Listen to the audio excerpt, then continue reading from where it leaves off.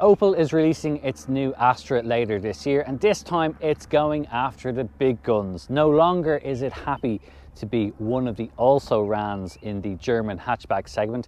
It's really pulled out all the stops to make a car that not only looks a lot better, but drives a lot better and will come with a whole host of different powertrains. It will be available with petrol, diesel, plug-in hybrid, and from 2023, a fully electric version, coming in both 5-door hatchback and an estate version. But in a world of crossovers and SUVs, can it still compete? Let's find out. The new Astra exemplifies the step change in design we've seen at Opel, which was initiated with the Corsa and Mokka. From the distinctive visor grille to the crisp horizontal LED light signature and compass line that runs through the centre of the bonnet, the Astra is a looker even in more modest specifications. A low nose and cab rearward profile presents a dramatic silhouette, yet the Astra is a negligible 4mm longer than its predecessor. There's a nod to the Opel Kadett D in the shape of the C-pillar, and the contrasting black roof, which is standard on some specification grades, serves to give the appearance of a reduced overall height.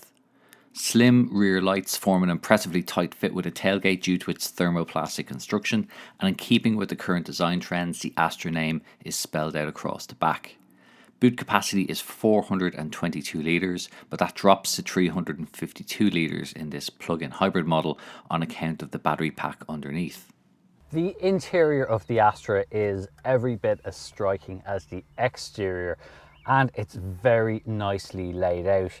This particular car has two 10-inch displays as part of this pure panel design. There's going to be two versions of that. You get the two screens, and there's also going to be a more advanced looking version that appears all behind one pane of glass, but either one you get will still look pretty impressive. This car is also equipped with a color head-up display. Very clear, very accurate, works great when you're using it with the navigation. The other aspects of this, well, one of the things I do like is that Opel has retained physical controls here for all of the main functions, such as the HVAC, the temperature controls, and the main shortcut buttons for using the infotainment system.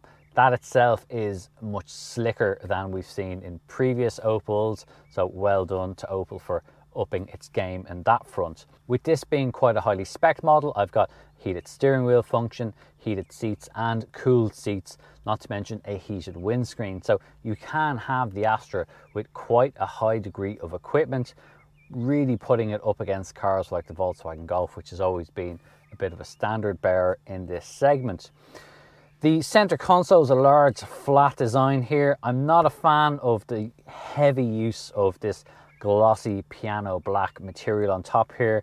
It's already showing scuffs on it, which is just something that you can't really do much with this unless you're going to get it PPF'd the day you get the car. That aside, there's plenty of storage. I've got two cup holders here.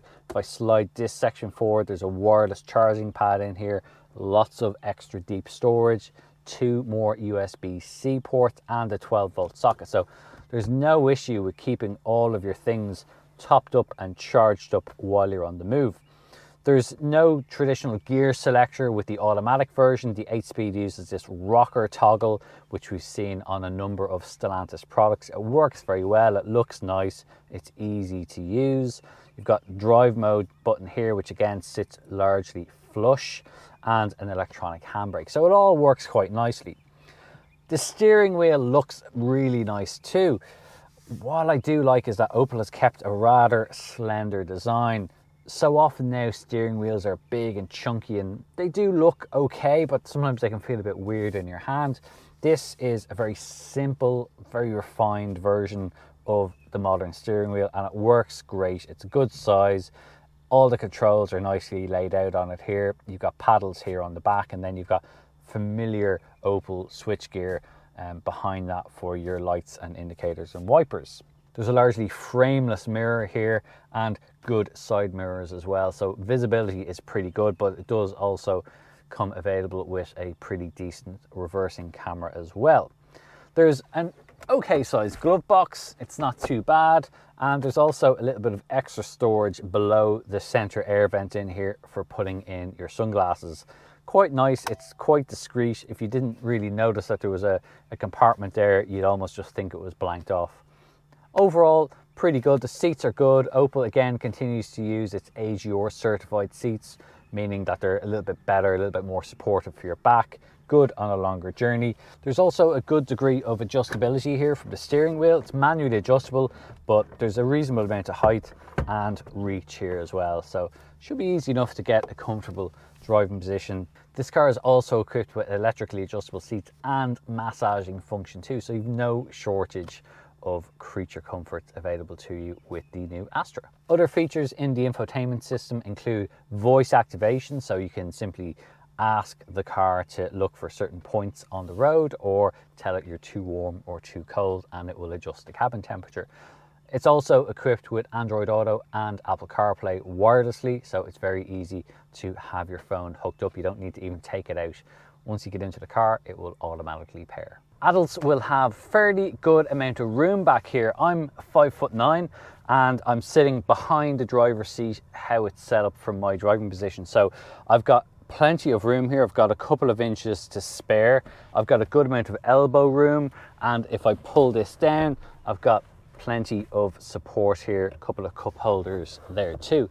Headroom is pretty good. It's not huge, but I do have about 2 inches to spare if I'm sitting completely upright. There is a glass panoramic sunroof in this. It's not huge, but it does give me a bit of visibility out of the front.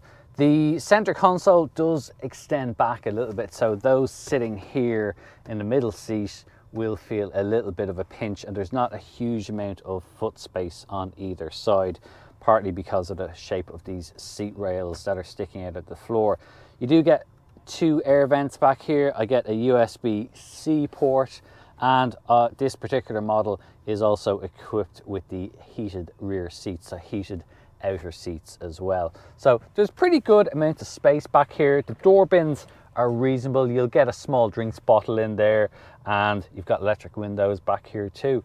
Overall, pretty good amount of space. It will comfortably fit 2 adults back here. 3 is going to be a bit of a push.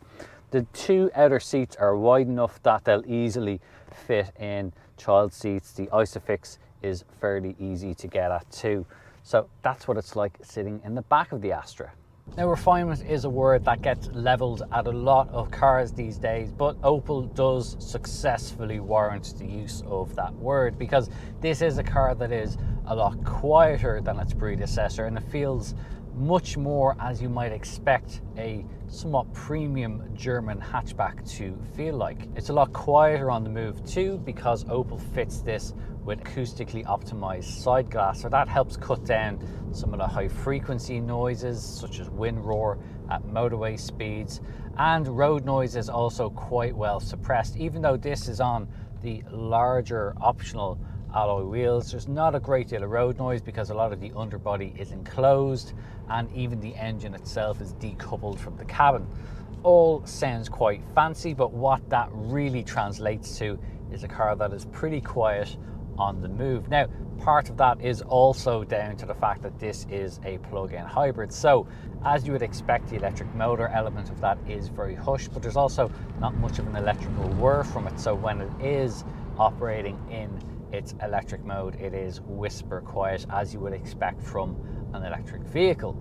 The engine itself, even when that does happen to come to life, it is mostly hushed as well, and as long as you're prudent with your throttle inputs, it will remain quite hushed. In fact, at times when you're driving at slower speeds in the city and it activates, often the only time you'll notice that the engine is running is that your speedometer switches from blue to white. In a typical Opel way, the suspension is firmly set up, but not to the degree that you would call it harsh. It is confident, it's sure of itself, it soaks up the bumps, it absorbs everything quite nicely, and it doesn't get thrown offline when you're going through a corner. The steering is perhaps a little bit neutral for my liking, but most people are not going to have an issue with it. It's neither too light nor too heavy. Sport mode, it does add a little bit more weight, as you would expect, But this isn't a car that really tries to underline that sporty nature, and I think most people will only ever switch between the hybrid or the electric mode when driving. It's nice to have a sporty mode, perhaps when the more powerful plug-in hybrid arrives later in the year, that will better suit. But this car's character as it is, it works perfectly fine and is best suited being driven as a plug-in hybrid. Now, speaking of its plug-in hybrid credentials, the range is fairly good on this car. Opel says it will do up to 60 kilometers on a single charge and up to 74 kilometers when being driven in the city. That could be slightly optimistic in my opinion, certainly the 60 kilometer combined range. That said, we did arrive in Lisbon and drove all the way down here to Cascais without once having the combustion engine activate, and I did arrive with around about 20% left in the battery. That includes motorway driving. You can drive at up to 135 kilometers per hour using only electric power, but obviously that will help to drain the battery down that bit quicker. Flicking between the two motors, it is for the most part pretty refined and quite smooth in how it does it. The 8-speed automatic gearbox shifts nicely along. It doesn't ever really seem to hesitate that much, and it will generally always have the right gear at hand. It works even better when you don't try and hurry it along all that much. It is best being driven moderately. So that's our first drive review of the new Opel Astra. Quite an impressive bit of kit, but we'd love to know what you think about it. So do get involved in the comments below and tell us what you think. Would you have this over a Volkswagen Golf? Let us know. If you've enjoyed the video so far, please do give it a thumbs up, and if you don't already, please do consider subscribing to the Complete Car YouTube channel. You can also find more information about this, including specs and prices, by visiting our website, CompleteCar.ie. I'm Dave Humphreys. Thanks for watching.